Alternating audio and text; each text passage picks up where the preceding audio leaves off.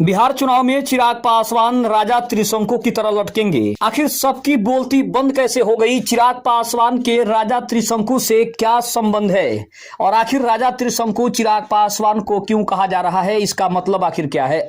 नमस्कार, मैं हूं संजीव और आप देख रहे हैं आप तक न्यूज। अगर आप हमारे चैनल पर नए हैं तो चैनल को जरूर सब्सक्राइब कर लें। बता दें कि बिहार चुनाव 2025 में चिराग पासवान पहली बार जदयू के साथ लोजपा रामविलास को चुनावी मैदान में उतारेंगे, लेकिन सीटों को लेकर उनकी स्थिति राजा त्रिशंकु जैसी क्यों बनी हुई है? क्या चिराग पासवान आकाश और पाताल के बीच लटकते रहेंगे या फिर चिराग पासवान धरती पर भी आएंगे?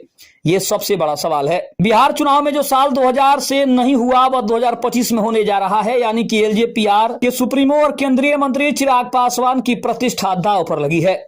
जो काम उनके पिता स्वर्गीय रामविलास पासवान ने आज तक नहीं किया, वह काम चिराग पासवान 2025 में करने जा रहे हैं।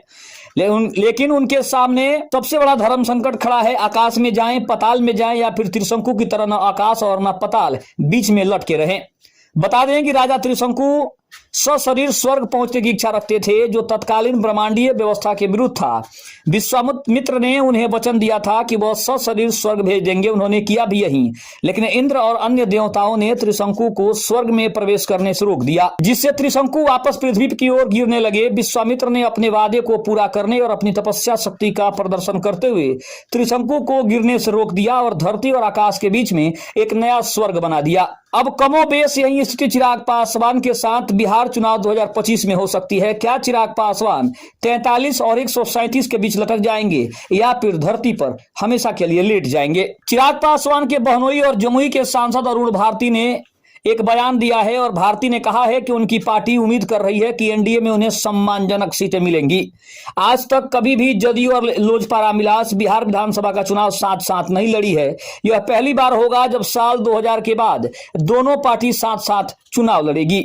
साल 2015 में एनडीए में रहते हुए एलजेपी ने 43 सीटों पर चुनाव लड़ा और साल 2020 में अकेले 137 सीटों पर चुनाव लड़ा। और उन्होंने कहा कि मैं उम्मीद कर रहा हूं कि 43 और 137 सीटों के बीच मुझे सीट मिलना चाहिए। पार्टी ने इच्छा बीजेपी नेताओं को भी बता दिया है।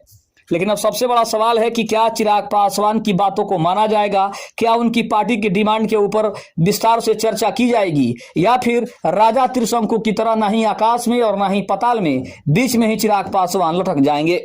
खबर कैसी लगी कमेंट में जरूर बताइएगा। तब तक के लिए धन्यवाद। जय हिंद, जय भारत।